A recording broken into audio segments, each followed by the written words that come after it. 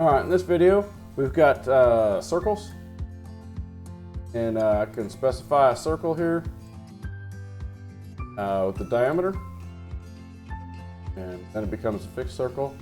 I can also have the option of doing a 3-point perimeter circle. So 1, 2, 3 points. I can pick those anywhere, and it will make a circle out of those 3 points. So if I had some tangents, I could do that. So if I click on both of these circles, I can do a couple things. I can have options over here. I can make them cordial, which is exactly the same center and same diameter.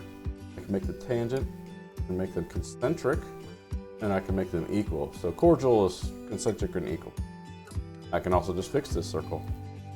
This one I want to make them tangent. Now they're tangent to each other.